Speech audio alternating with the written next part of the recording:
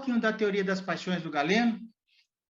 A teoria das paixões do Galeno começa a partir dessa estruturação e definição do que é o hegemonicon, né? Primeiro, o hegemonicon. Primeiro, estabelecimento das premissas, o que são as premissas, para que a premissa fundamente a definição do Galeno do que é o hegemonicon. Segundo, né, a defesa da tripartição da alma a partir de Platão.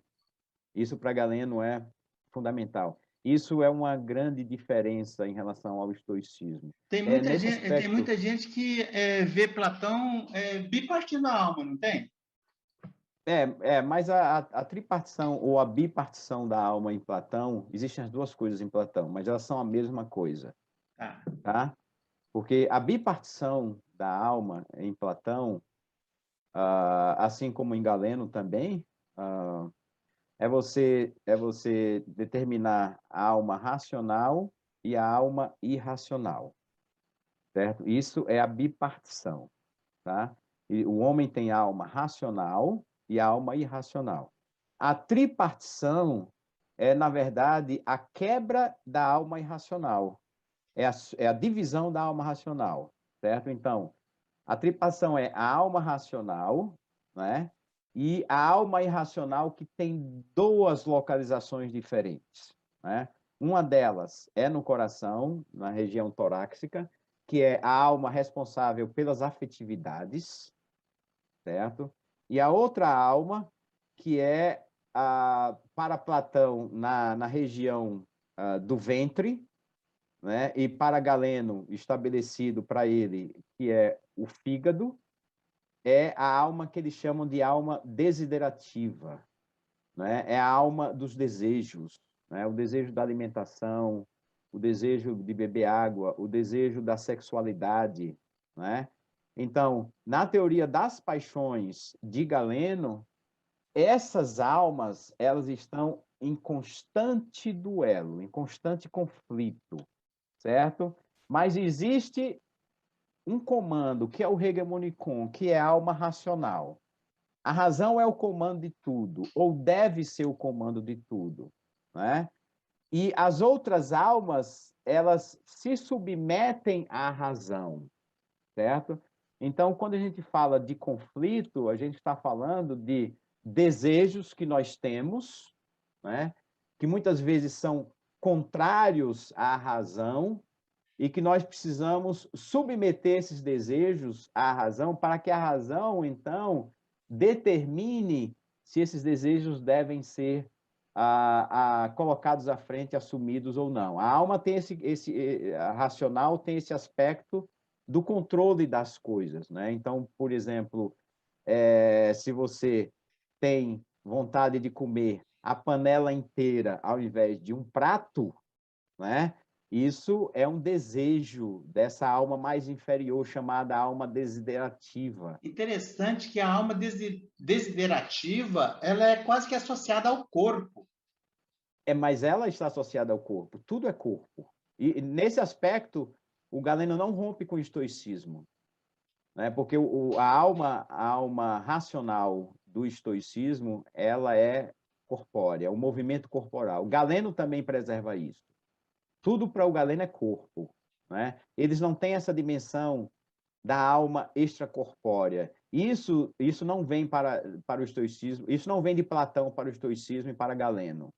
Para Galeno também tudo é corpo, né? Por isso que esses elementos, eles são tão importantes, o estudo dos elementos são tão importantes para você entender o equilíbrio ou o desequilíbrio, a saúde ou a doença, né? Então, o que é que determina a doença no indivíduo em alguns momentos? É exatamente a prevalência de uma dessas almas inferiores. A palavra inferior é um problema. Uma dessas almas que deveriam estar subjugadas à alma racional. O Galeno Então, rompeu com a metafísica do Platão? a, a, essa é uma questão complicada, porque o Galeno ele não trata disso, ele não trata da metafísica do Platão. Ele está trabalhando especificamente esse aspecto da tripartição da alma, não é? Esse é o foco de estudo do Galeno, não é? Mas, assim, o que a gente consegue entender é que ele não traz essa ideia da alma extracorpórea do Platão, né? Então, se a sua pergunta é nesse sentido, eu diria que ele não se deixa ser influenciado por esse aspecto. Mas Platão, para Galeno, é a maior autoridade depois de Hipócrates. Obviamente, Galeno ele está tentando estabelecer a importância da sua teoria das paixões a partir de duas referências importantíssimas, né? Uma é Hipócrates, que é a maior referência da medicina, que já era a maior referência da medicina no seu tempo, obviamente, continua sendo para nós até hoje. Os nossos médicos hoje fazem o juramento de Hipócrates, né?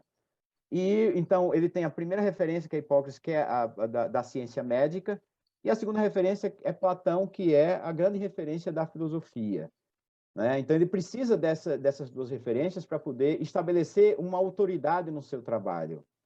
Mas isso não quer dizer que o Platão ou que o Galeno era um platonista. Lembra da conversa que a gente teve no início? É difícil identificar o que Galeno era, qual era a escola que ele abraçava, né? Galeno ele parece não ter essa preocupação de ser um platonista ou de ser um peripatético. Ele também faz uma série de críticas aos peripatéticos, né?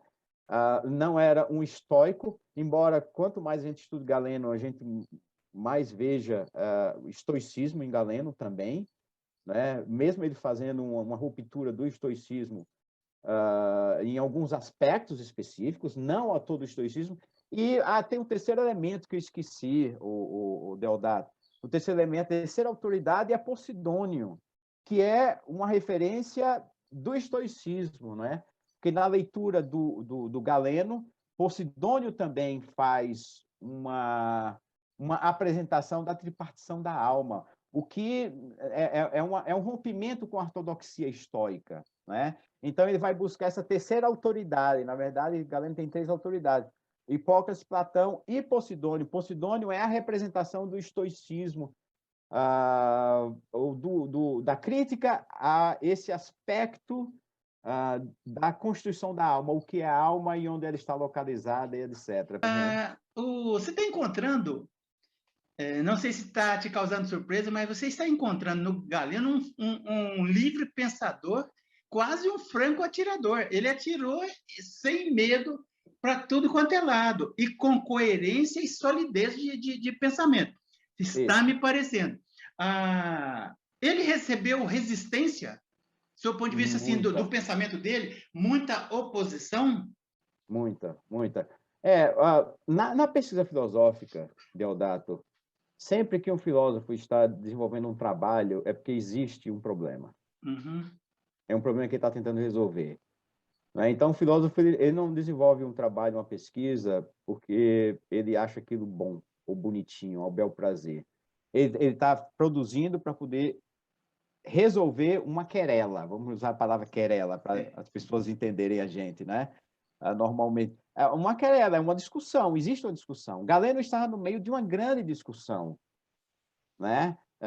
Naquele contexto do Galeno, obviamente, não é? Eram os membros da escola platônica, os membros da escola peripatética, os membros da escola estoica e os membros da escola epicurista.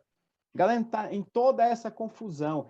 E também as escolas de medicina, as abordagens da medicina também. Né? Para lhe dar um exemplo, Galeno foi perseguido e ameaçado de morte por outros médicos, por causa da sua produção científica, né?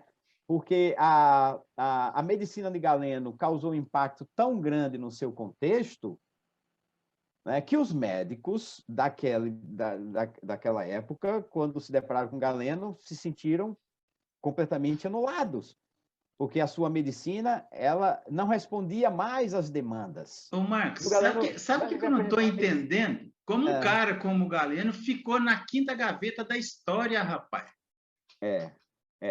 Tem certas coisas que não dá para entender. Assim como também não dá para entender a amplitude, a eficiência que o Platão fez do cancelamento da sofística. Galeno cancelou a sofística completamente. Para usar um termo de hoje, né? Cancelamento. Isso, eu estou usando esse termo de propósito. Ele cancelou a sofística completamente, isso a gente vai falar num papo sobre o livro, não é que ninguém sabe nada sobre a sofística. A única coisa que a sociedade sabe sobre a sofística é que era uma escola de embusteiros retóricos. É a única coisa que se sabe. Todo mundo fala sofista, sofisma. Ah, então eram pessoas de pouco valor. É só isso que se sabe. Ninguém sabe da relevância da sofística, E da você, e importância da você, sofística. você entende que foi o Platão o culpado. Com certeza foi o Platão o Sabe culpado. uma outra culpa que ninguém Uhum. coloca nas mãos do Platão? Como eu não sou da academia, eu sou um curioso, eu me dou a liberdade de falar, parcialmente.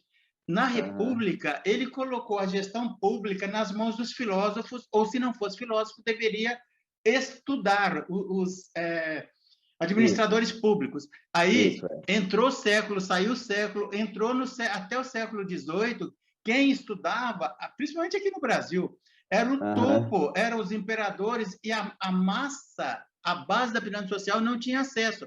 Eu coloco parte dessa culpa no Platão. Isso, isso. Inclusive, a tripação da alma de Platão está ligada à sua república, né? E Platão define a tripação da alma no livro A República também, tá? Então, só para a gente entender aqui, já que você está entrando nesse assunto, a alma racional no homem corresponde ao filósofo na estrutura da república, é o topo da pirâmide. É a mesma relação, entendeu? É a mesma relação. Então, o Galeno ele vai lidar com tudo isso no contexto de muitos conflitos, na verdade, né? Porque o avanço da medicina a partir de Galeno foi tão grande que Galeno, na sua época, ele começou a fazer diagnósticos nos enfermos que os médicos de sua época não alcançavam. Simplesmente não alcançavam, estavam muito longe daquilo, né? O Galeno desenvolveu, por exemplo, a habilidade de leitura da pulsação, né? Aquilo que a gente não vê mais os médicos fazendo hoje, que é pegar o pulso e a partir dali já tem uma leitura, né, da pessoa, né? O Galeno, somente através da pulsação, ele foi capaz de desenvolver diagnósticos, né? Diagnóstico de tem um caso em particular em que havia uma mulher, uma palaciana, que vinha enferma e muito enferma, numa situação muito difícil, né? E finalmente passou por vários médicos do palácio, né? Porque o palácio tinha médicos e médicos, e ninguém resolvia o problema dela, e chamaram o Galeno, quando o Galeno tinha acabado de chegar em Roma, antes de começar a trabalhar para o Marco Aurélio. E ele foi chamado para ver essa mulher, e ele simplesmente pegou no pulso dela, e pelo tipo de pulsação dela, ele entendeu que ela estava sofrendo de uma enfermidade psicossomática. Ele tratou a psique dela e ela ficou curada em pouquíssimo tempo. Isso foi um impacto muito grande. Imagina, quase que um alienígena chegando, né? E fazendo um trabalho de medicina inimaginável, A né? gente vê muito isso na medicina oriental. Isso. Uhum. Existem muitas ligações. É por isso que os orientais, eles leram muito Galeno e preservaram os textos de Galeno, né? E traduziram para o árabe os textos do Galeno. Realmente se dedicaram a Galeno. E foram eles que preservaram, inclusive, muitos textos gregos, né? Então, a gente, na verdade, tem que agradecer aos orientais por eles terem abraçado o Galeno, porque senão, talvez, o Ocidente... Agora, eu não sei explicar por que isso aconteceu no Ocidente, porque Galeno ele ficou escondido na história da filosofia e etc. Não é? Não sei se tem a ver com o contexto de que o estoicismo posterior ao Galeno foi rejeitado dentro do contexto romano e colocaram o Galeno no mesmo bojo. Eu não sei exatamente o que aconteceu. Uhum. Tá? Não alcanço isso ainda. Eu espero Oh, alcançar um dia, mas foi ignorado de alguma maneira.